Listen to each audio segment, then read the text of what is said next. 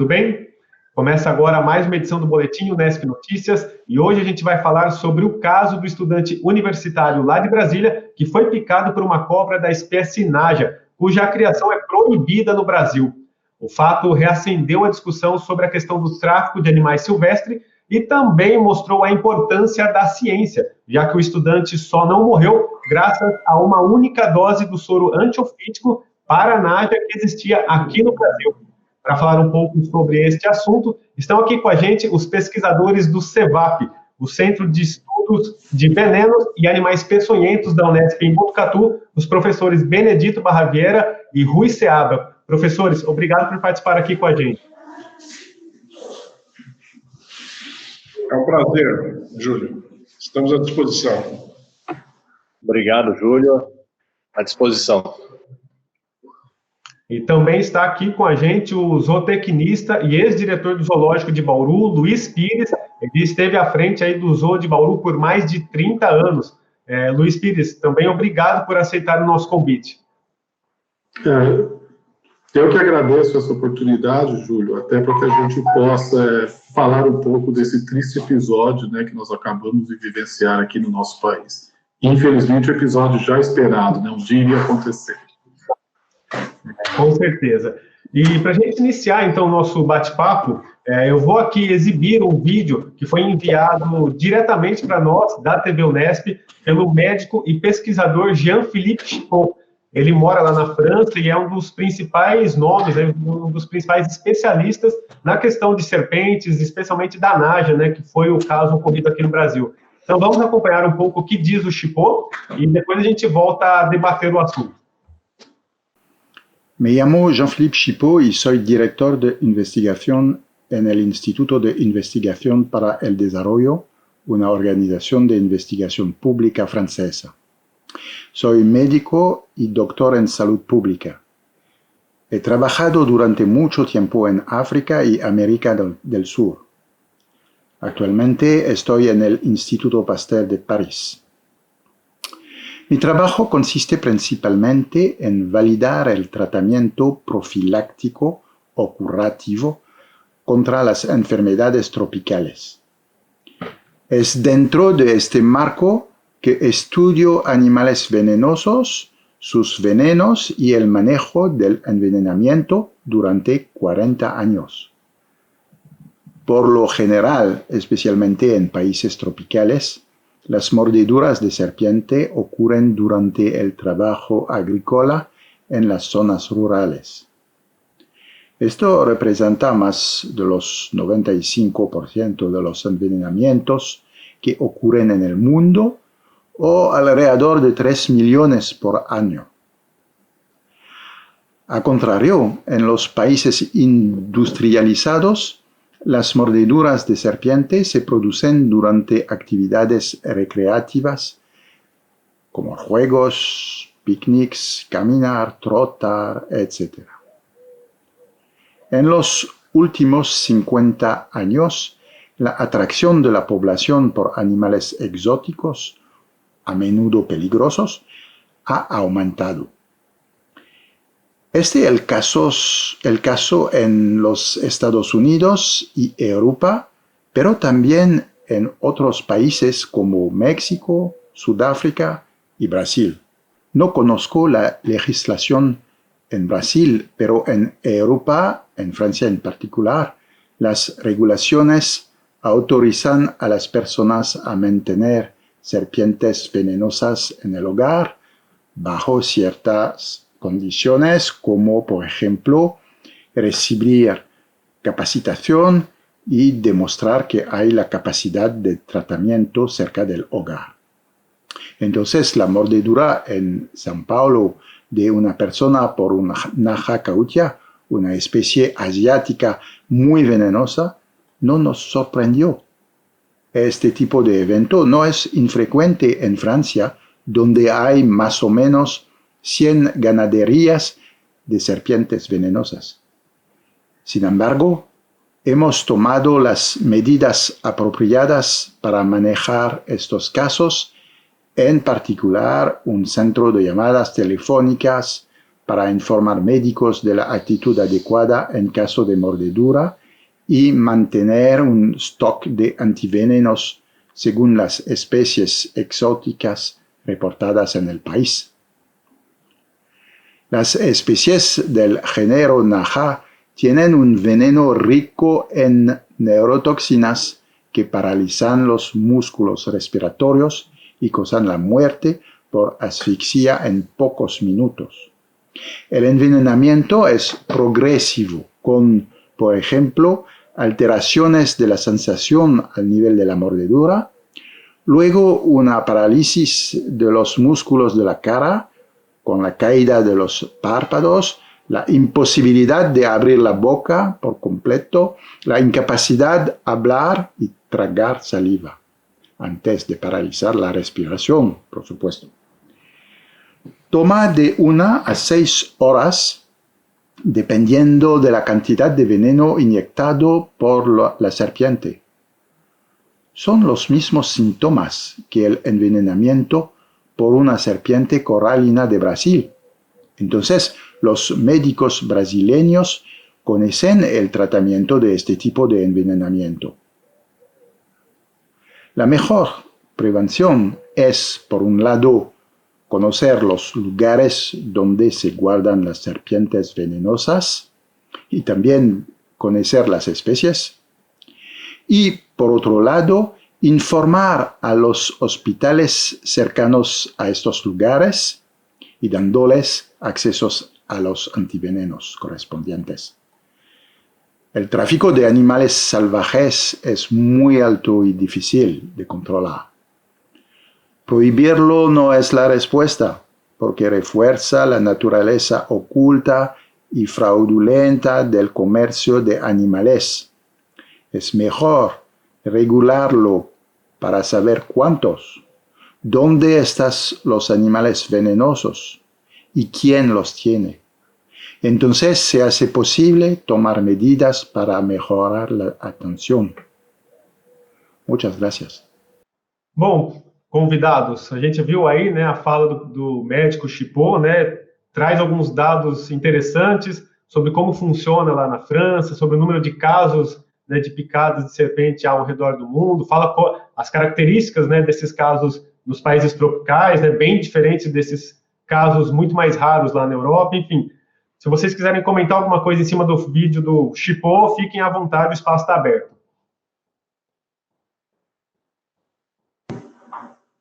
Bom, uma coisa só a comentar, que ele fala da necessidade, né, de se saber quais espécies que estão sendo mantidas sob cuidados humanos. Só que no Brasil, a legislação nossa ela não permite ter esses animais como pet, né? Nem as peçonhentas que são nativas do nosso país, elas podem ser criadas como pet.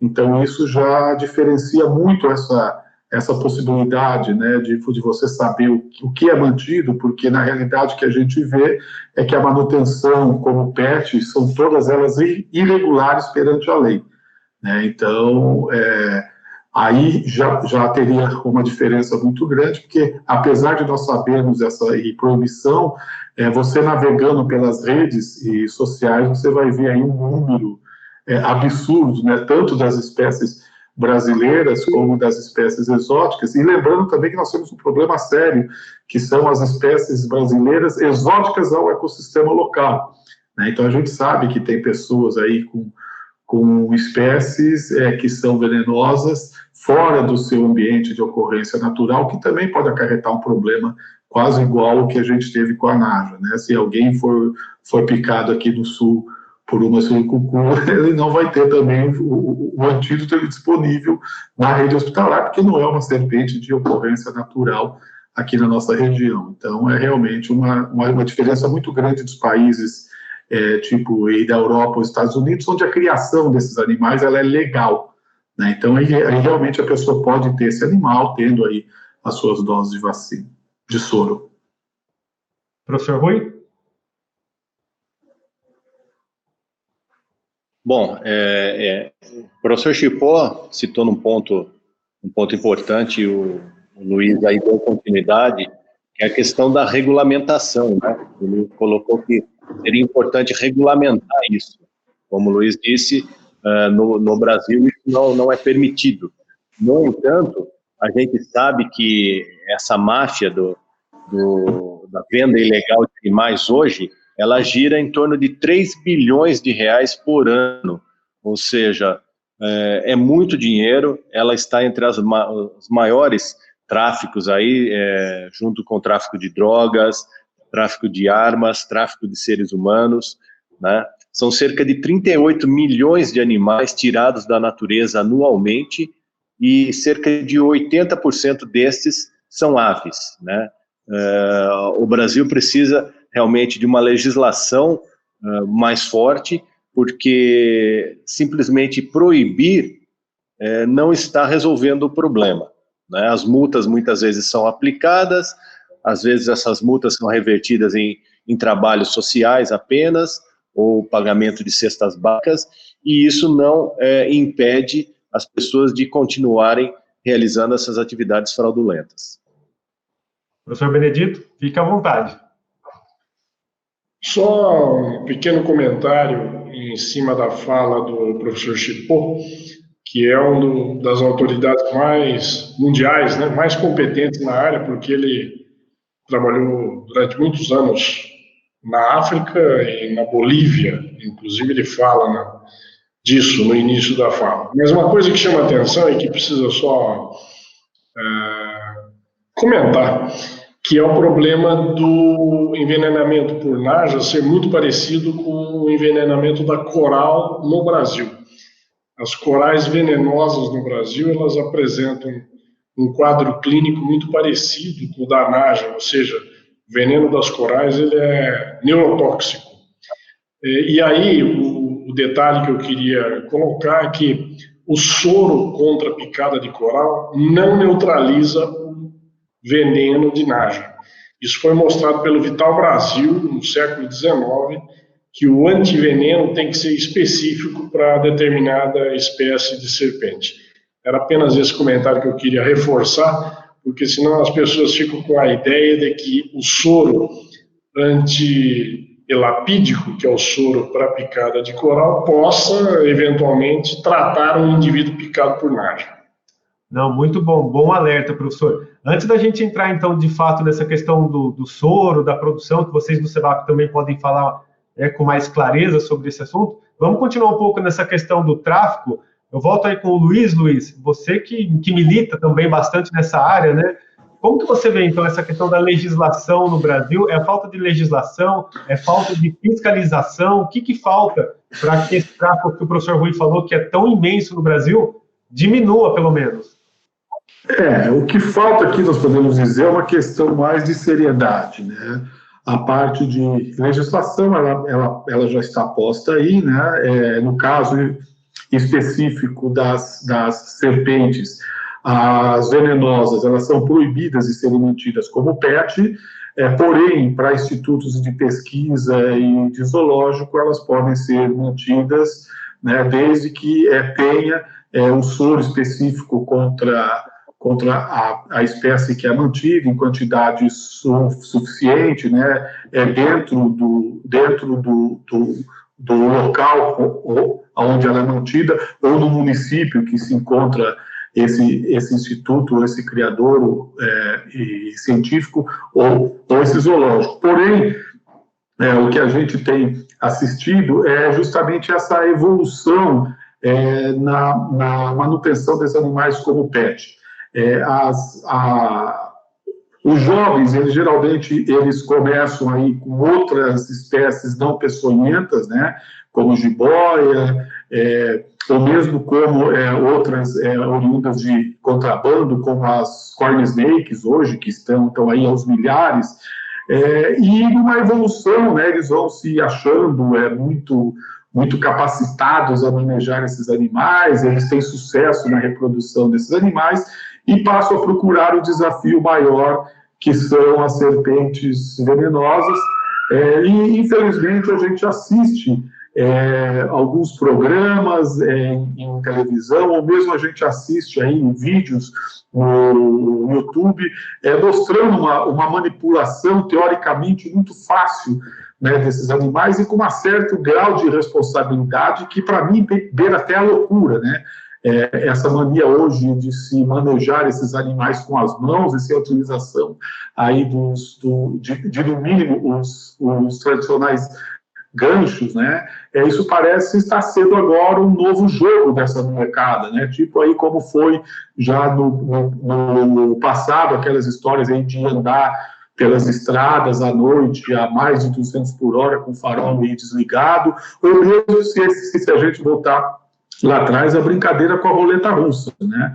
E para mim, uma pessoa que mantém uma serpente venenosa que comprovadamente não existe disponibilidade para um soro específico, né? E o pior é que nós sabemos que essas espécies, não sendo originárias do nosso país, tem duas maneiras delas entrarem, ou por contrabando, né, ou pelo tráfico. Existe uma diferença entre o contrabando e o tráfico. Tá? O tráfico é justamente quando esses animais são retirados da natureza nos seus países de origem e são enviados aqui para o nosso país.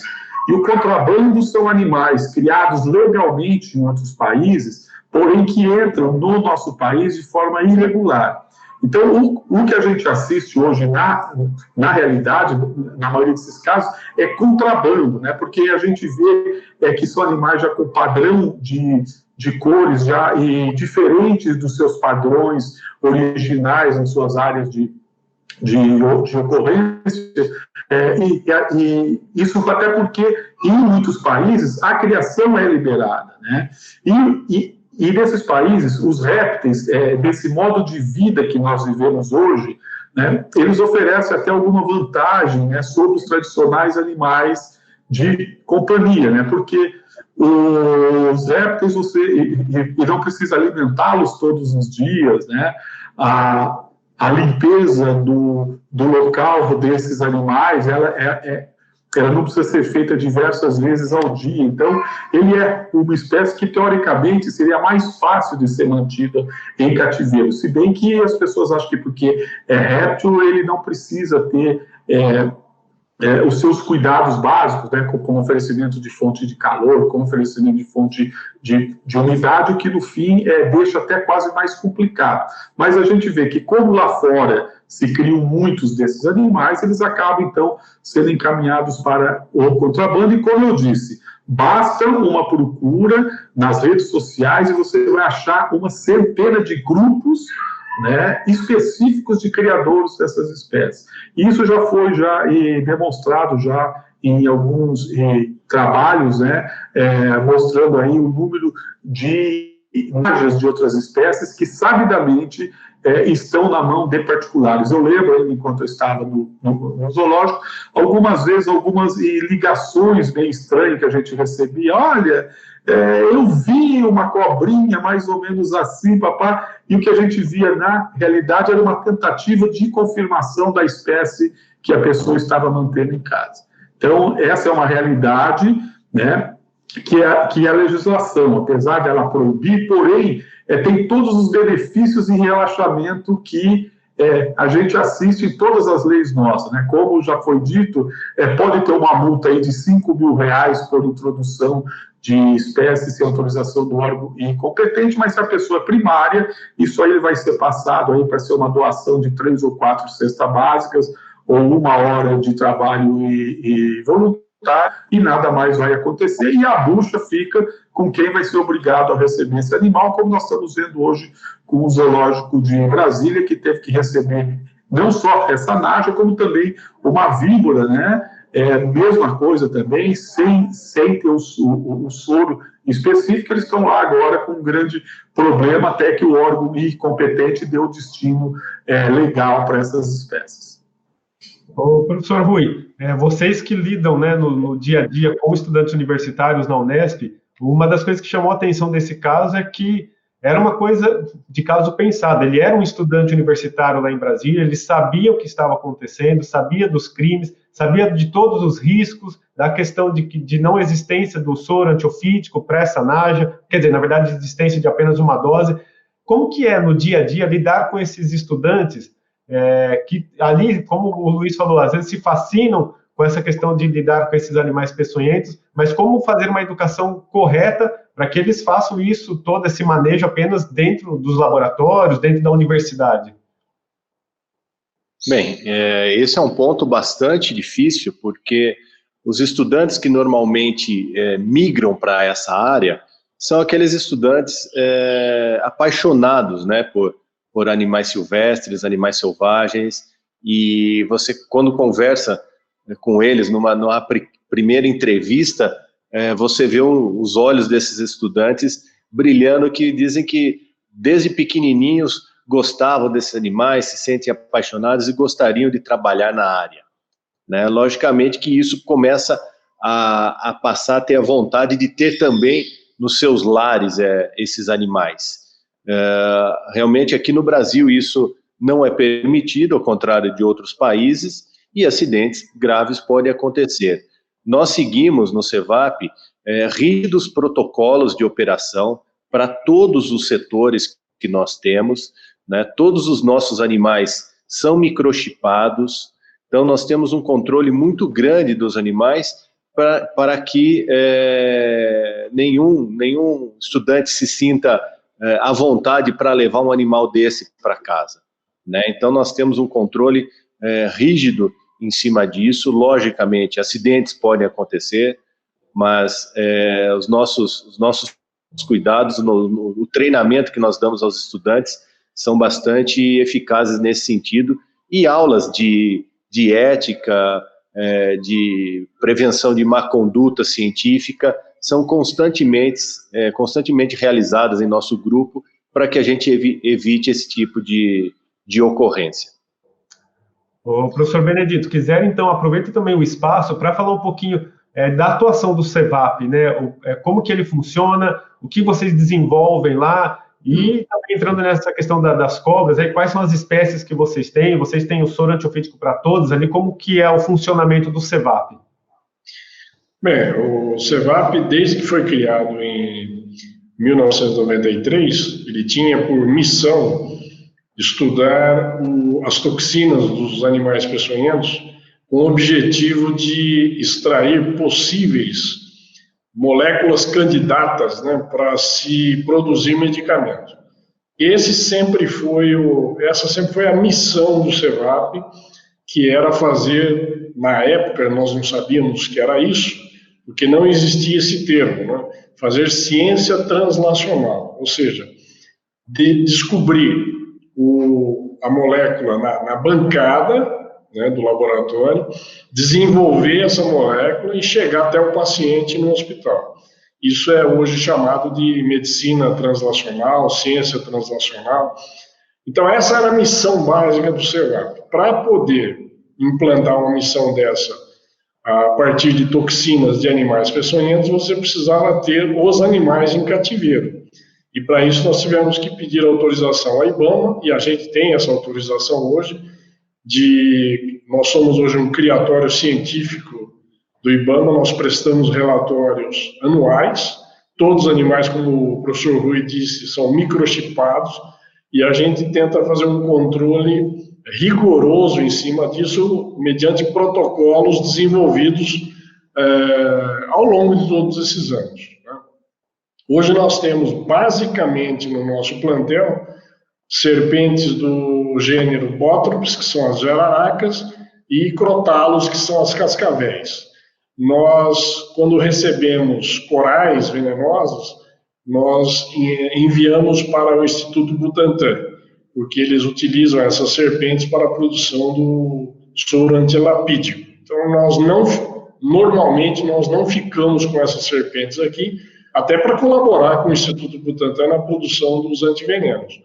E nós temos algumas serpentes não peçonhentas, apenas para mostruário, porque nós temos um pequeno um serpentário de visitação pública, e nesse serpentário a gente mostra as peçonhentas, cascavéis e jararacas, e algumas não peçonhentas, né?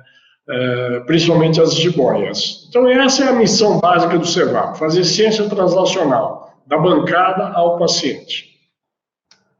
Ô Luiz, você que esteve à frente aí do zoológico, né, por mais de 30 anos, fala um pouquinho quais que eram as espécies que existiam lá no zoológico, e elas normalmente eram fruto também de tráfico, de apreensão, e que depois eram enviadas ao zoológico. Qual é a origem normalmente dessas cobras, dessas serpentes que chegavam ao zoológico?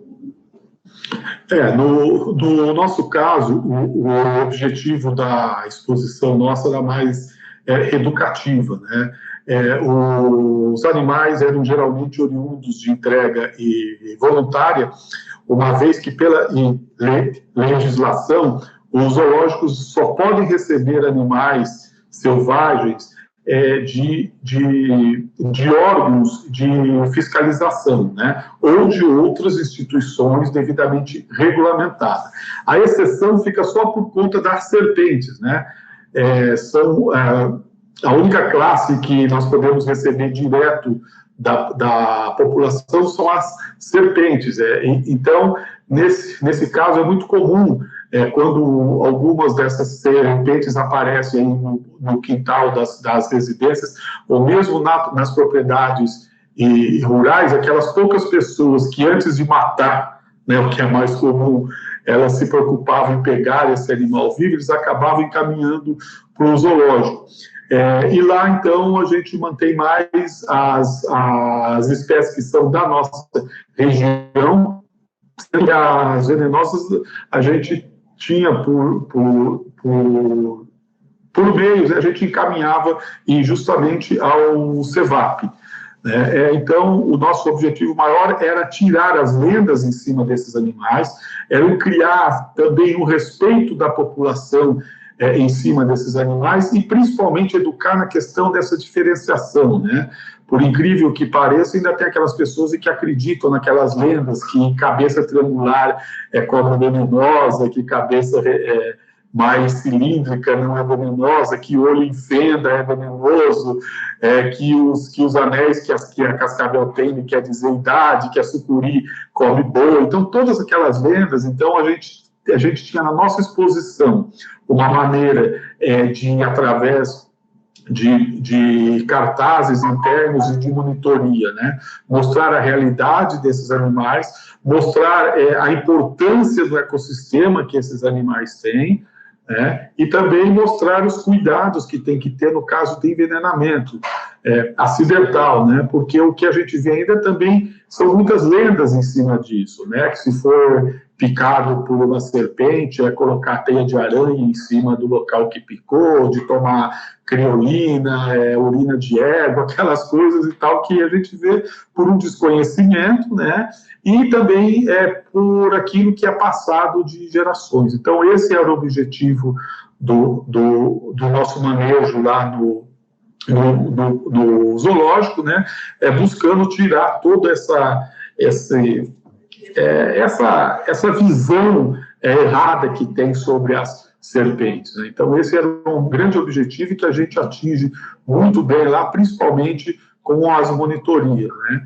E a gente sempre fala que é muito engraçado, né, que quando a gente pega o rato doméstico, né, que acho que foi um dos animais que causou mais mortalidade no nosso planeta, né, quando a gente pensa as espécies e na Europa, como hospedeiros, como comedores, né, de grãos ainda no campo, mas a gente vê que desde de criancinha a gente tem nos ratos, né, um grande amigo das crianças, o Mickey Mouse, o Super Mouse, coisa desse tipo. E as serpentes que controlam esses roedores sempre são, desde de criança, a encarnação do mal, né?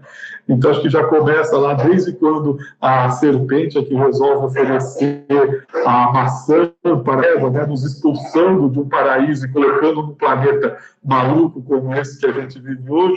Então, o grande objetivo que o zoológico tinha era tirar essa visão que desde criança a gente tem que a serpente é a representação do mal, né? E é mostrar que é mais uma espécie que tem que ser cuidada, que tem que ser mantida no seu local, no seu papel, dentro de um ecossistema sadio, e que, dentre elas, existem algumas que utilizam do veneno para sua defesa, né? E que, no caso de um acidente, né, de você chegar muito próximo, né, dela se sentir ameaçada, numa defesa ela pode então inocular esse veneno no ser humano, mas que basta tomar o cuidado normal, que é procurar aquele local que tem um soro antiofídico, dificilmente isso vai causar algum problema mais sério. Lógico que dependendo da idade dessa pessoa, da quantidade de veneno inoculado e tudo aquilo. Mas esse era o objetivo básico das serpentes lá no zoológico, tirar essa aura de bicho do mal que existe em cima das serpentes.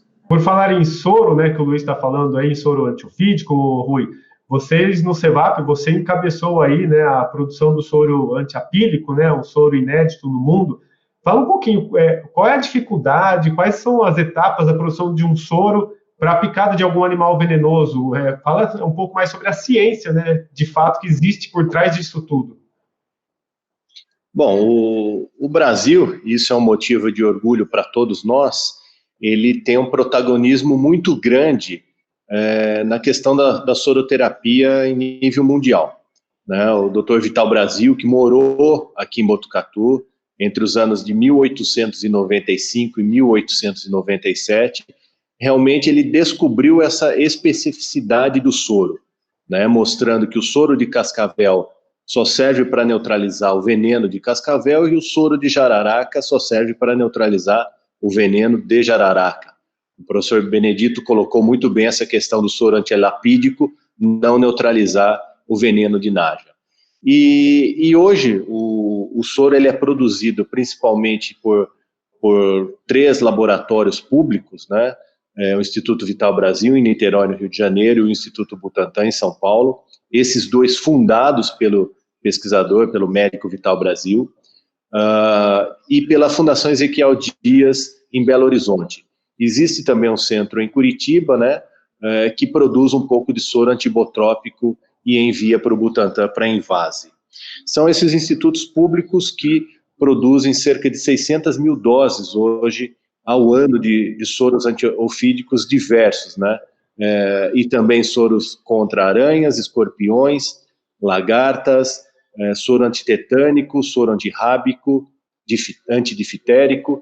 Então, o processo de produção de um soro inicia-se com a produção de um veneno de qualidade, né, que nós extraímos dos animais, seja eles serpentes, aranhas ou escorpiões, ou abelhas, no caso, com a inoculação de cavalos, como se fosse uma vacina, para as pessoas entenderem, né?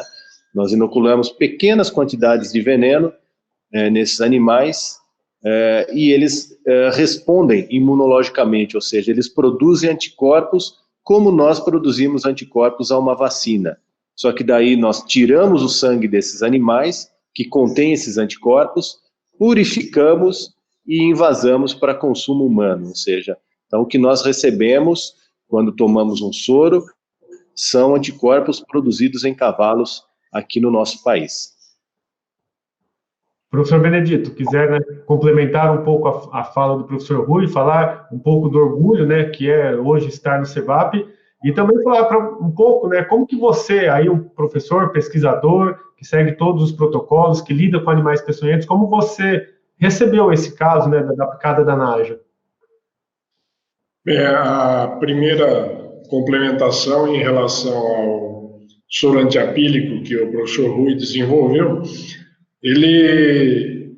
esse novo soro, ele é chamado pelos pesquisadores mundo afora como Next Generation, ou seja, nova geração de antivenenos, porque um dos grandes problemas da produção desse soro é o problema de você inocular o veneno da abelha no cavalo. O professor Rui é veterinário, os demais, não sei se o Luiz também é veterinário, mas enfim, os veterinários sabem que os cavalos sofrem muito, né, com a dor desse veneno bruto. Então, o que nós fizemos? O professor Rui retirou apenas as toxinas do veneno E estas toxinas foram injetadas nos cavalos para produzir o soro. E aí, no lado veterinário, foram produzidos o antiveneno específico para as moléculas tóxicas do veneno de abelha. Do lado médico, nós fizemos um protocolo com drogas conhecidas e já utilizadas contra envenenamento por abelhas. Então, nós fizemos um protocolo clínico robusto, que foi publicado, inclusive, para dar suporte a esse soro. E isso foi um sucesso porque o soro neutraliza as toxinas e aquelas moléculas que estão no veneno que causam, por exemplo, choque anafilático, entre outras, dor, inclusive, nós amenizamos esse sofrimento do paciente com um protocolo clínico conhecido e com drogas utilizadas no tratamento médico. Então, isso deu certo e, por isso, esse soro é conhecido agora como soro de nova geração. Isso, quem deu esse nome não fomos nós, foi a comunidade científica. A outra pergunta que você falou é sobre o CEVAP. Você pode repetir, por favor? É sobre isso. Como que vocês, né, receberam esse caso da picada da Naja? Como o Luiz falou, né, era uma coisa que se esperava, que em algum momento isso ia acontecer, dado aos números de tráfico aqui no Brasil. Foi surpresa para vocês? Bem, já foi dito longamente pelo professor Luiz e pelo professor Rui que o tráfico de animais silvestres no mundo é um problema sério, né? Então, nós estamos diante de uma pandemia, mas essa semana eu ouvi assim de relance na televisão, aqui na região, uma criança que morreu de picada por escorpião. Então, ou seja, os acidentes com animais peçonhentos continuam acontecendo, apesar da pandemia. E não causou grande surpresa, porque certamente deve existir, como o professor Luiz já disse, outras najas nesse país e outras serpentes que a gente não sabe por causa do tráfico internacional. Então, nós temos que estar preparados porque surgirão outros casos. Ô Luiz, você citou, né, que o zoológico lá de Brasília está com o verdadeiro abacaxi na mão com essa Naja lá, porque ainda não tem mais, né, mais dose do soro antiofídico para ela aqui no Brasil. Fala um pouquinho sobre essa dificuldade, né, de quando vocês recebem uma cobra, uma serpente que não tem o soro, e se é possível a reprodução de cobras e serpentes dentro de um zoológico. Esse é o papel também de um zoológico, fazer a reprodução desses animais. Bom, eu acho que o maior problema que a gente tinha no zoológico quando recebia uma serpente era a surpresa que a gente tinha era que abria a caixa, né? Porque não tem como acreditar na identificação que o animal vem por parte dos leigos, né? Existem uma questão aí muito... quase toda serpente... quantas vezes a gente não recebeu as famosas boipevas, né, como Naja? Porque a boipeva é uma serpente muito comum nossa aqui, e ela também tem ela achata o seu corpo, né, o que lembra a Naja quando está ameaçada. Então, muitas vezes chegava, Naja, e só hora que a gente abria a caixa, né, escura para a gente ver o que é dentro. Então, acho que o maior problema é justamente essa surpresa, porque como a gente recebe no zoológico, nas serpentes, é possível a doação voluntária. Você imagina só se essa Naja tivesse sido feita uma entrega voluntária ao zoológico, né, dentro de uma caixinha fechada, como nós temos até o caso da Naja cuspidora, né, que a gente sabe que existe dessa espécie também na mão de particulares e no Brasil. O normal seria o técnico ele não acreditar que tem uma Naja naquela caixa, ele já imaginaria mais uma boipeva chegando como Naja, e não abrir a caixa e tomar uma cusparada, né, de um veneno aí da Naja cuspidora. Então, acho que esse é o grande problema que tem de receber essas serpentes quando vem por parte de entrega voluntária.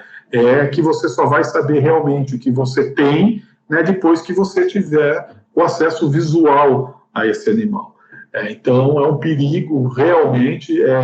Eu me lembro até a gente voltando atrás, essa questão da obrigatoriedade de ter um soro antiofídico específico para quem maneja essas espécies, ela aconteceu até por causa de um acidente que ocorreu com um técnico que ele mantinha uma surucucu, né, aqui no estado de São Paulo, e esse animal ele não se alimentava sozinho, e durante anos e anos essa pessoa ia lá e fazia alimentação forçada com o ratinho nesse animal, que é da Mata Atlântica, mas da Mata Atlântica da Amazônia, né?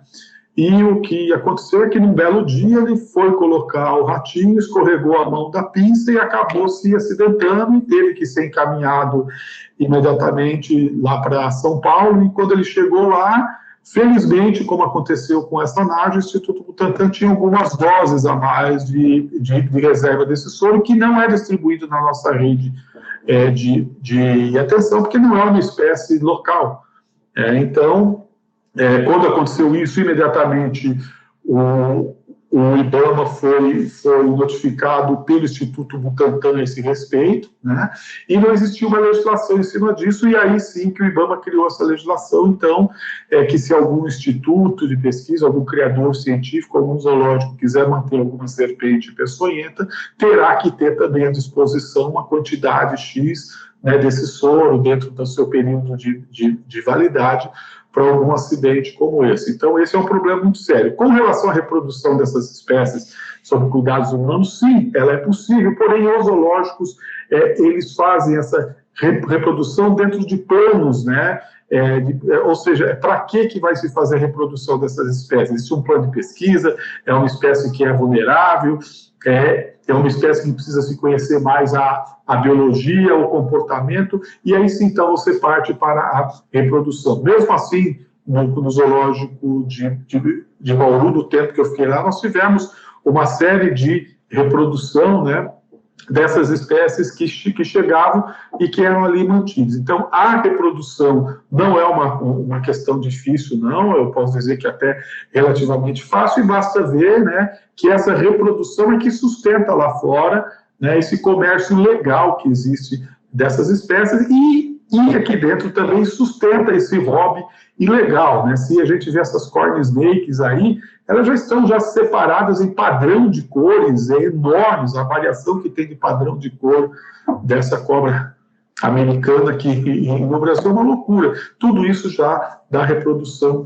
em cativeiro. Então, agora, com relação aos nossos colegas lá em Brasília, eles prestaram esse serviço de receber esses animais, mas estão dentro do maior protocolo de segurança possível, né, porque eles já estão atentos a isso. Agora, você vejam bem, até hoje, né, o juiz não determinou que aquela família que importou, né, rapidamente soro dos Estados Unidos para complementar o tratamento do rapaz que foi picado, que importe uma quantidade maior e encaminhe ao zoológico de Brasília durante o tempo que esse animal ficar. Isso quer dizer, a responsabilidade de quem mantém esses animais de forma ilegal, por incrível que pareça, e não é só com as serpentes, não, isso são com as aves, com os papagaios, com os saguis, ele se interrompe na hora que o animal é retirado deles. E se vire quem vai receber para ficar como depositário. Então, aqui no Zoológico de Bauru, nós éramos depositários de uma série de animais que nós tínhamos que comprometer os nossos recursos, que eles podiam estar indo com a pesquisa e com manutenção de animais dentro de plano de coleção nossa para conservação, para ficar cuidando desses animais que foi tirado dessa pessoa, e ali cessou o compromisso. Então, esses são erros que a legislação tem que fazer agora. Quer dizer, quem fez o tráfico, quem foi pego fazendo o tráfico, quem foi pego mantendo animais de forma ilegal, ele deveria ser responsabilizado pela manutenção desse animal até o fim da vida desse bicho, né, no órgão competente. Isso, infelizmente, ele não acontece e traz uma série de problemas para aquele que, de forma legal, acaba tendo que receber ou tendo que manter esse animal. Professores Rui e Vieira, a gente está caminhando para a parte final aí da entrevista. Se vocês quiserem complementar, falar mais alguma coisa sobre o CEVAP, sobre este caso da NAJA, enfim, fiquem à vontade, o espaço está aberto. Bem, eu agradeço a oportunidade, né, de poder falar um pouco sobre esse assunto que muitas vezes é intrigante e excitante e às vezes desconhecido, né, por parte da comunidade em geral. Trazer um pouco de informações sobre o CEVAP. Nós temos um serpentário também de visitação pública com vários animais, serpentes, aranhas, escorpiões, lagartos, que podem ser acessados gratuitamente pela população, de terça a domingo. Logicamente, durante essa pandemia a gente está fechado, mas assim que voltarmos às atividades normais do dia a dia, convido a todos a participar e visitar o CEVAP lá na Fazenda Lajado, aqui em Botucatu. Nós recebemos vários visitantes, né? E conhecer um pouquinho mais das nossas pesquisas, o que os nossos pesquisadores têm feito em prol da comunidade em geral, né? Utilizando esses venenos para produzir medicamentos que possam ajudar a salvar vidas. Essa é a missão do CEVAP, o professor Benedito colocou muito bem. Foi um prazer, então, participar dessa conversa, desse bate-papo com vocês, com o Luiz aí. Obrigado a todos. Professor Benedito, fique à vontade. Bem, só complementando, primeiro, agradecer a oportunidade de poder divulgar o nosso trabalho, né, que tem mais de 30 anos já, e dizer que dentro desse tempo todo a gente conseguiu desenvolver 2 produtos que estão em fase final agora de estudo, que é o selante de fibrina, derivado de veneno de serpente, e o soro antiapílico, para tratamento de múltiplas picadas de abelhas. Por conta disso, o CEVAP ganhou um prestígio muito grande junto ao Ministério da Saúde, e nós estamos agora, no final desse ano, licitando uma fábrica-escola, né, para a produção de produtos biológicos para pesquisa clínica. Nesse contexto, a Unesp tornar-se-á, nos próximos anos, né, uma das poucas universidades do país que tem toda a expertise da bancada ao paciente, ou seja, desde a descoberta da molécula, né, o seu desenvolvimento e o seu ensaio clínico. Hoje nós temos toda essa timeline aqui na Unesp, e isso vai ser complementado com essa fábrica-escola, que terá uma pequena área limpa para a produção de medicamentos dentro das boas práticas exigidas pela Anvisa. Então, nós esperamos aí que em breve, nos próximos 2 a 3 anos, a gente consiga concluir a construção dessa nova etapa do CEVAP, que vamos dizer assim, a etapa final da produção de um medicamento dentro das práticas exigidas pela Agência Regulatória Brasileira, que no caso é a Anvisa. Muito obrigado pela oportunidade de divulgar esses resultados.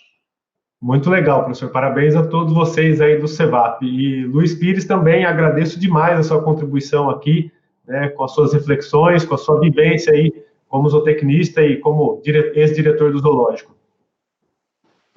Eu gostaria de deixar registrado aqui o meu orgulho como unespiano, né, lá do final dos anos 70, né, e ver a nossa Unesp de Botucatu aí sendo referência nas áreas de pesquisa, ainda mais em um momento desse, onde as universidades públicas vêm sofrendo tanta retaliação no nosso país, né, tanta coisa aí que se fala mal e das universidades públicas, mas mostrando, né, nós que estudamos uma universidade pública, nós que temos, o meu filho é pesquisador hoje de uma universidade pública também, é o meu orgulho em ver, né, que o CEVAP que a gente viu nascer aí em Botucatu está hoje aí como um centro de ponta e de pesquisa, né, e também agradecer de poder estar aqui falando um pouco sobre esse problema, né, como eu falei, há mais de 30 anos, e nas palestras em que a gente fazia sobre manutenção e manejo de animais selvagens,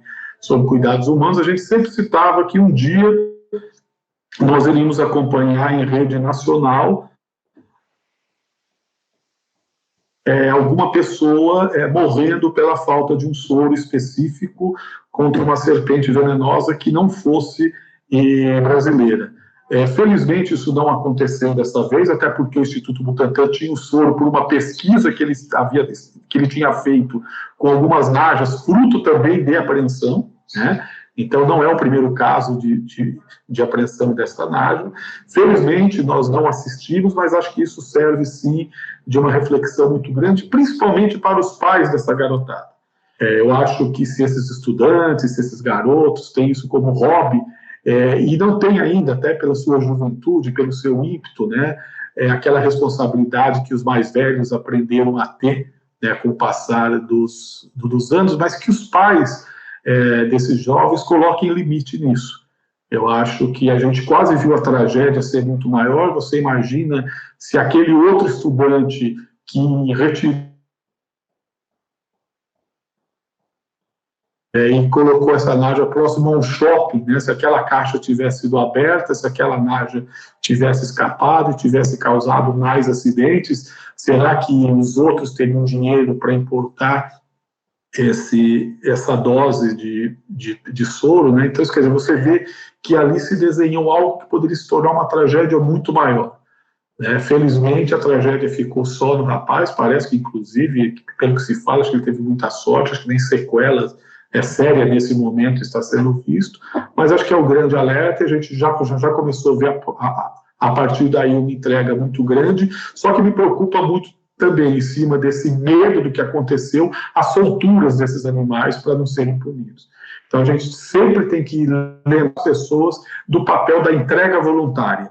Eu acho que se você tem um animal de forma irregular, você tem que saber muito bem que a entrega voluntária ela é prevista na nossa legislação, basta você procurar o órgão de fiscalização, a Polícia Ambiental, a sede do IBAMA, a Secretaria Estadual do Meio Ambiente, fazer essa entrega voluntária, você não vai ser punido, não vai ter nenhuma punição, porque a lei ela já prevê isso, né? Se você teve o erro de adquirir, de pegar, de por algum motivo ter um animal da fauna selvagem, nativo ou exótico, de forma irregular, sob os seus cuidados, entregue voluntariamente e nada vai acontecer com você.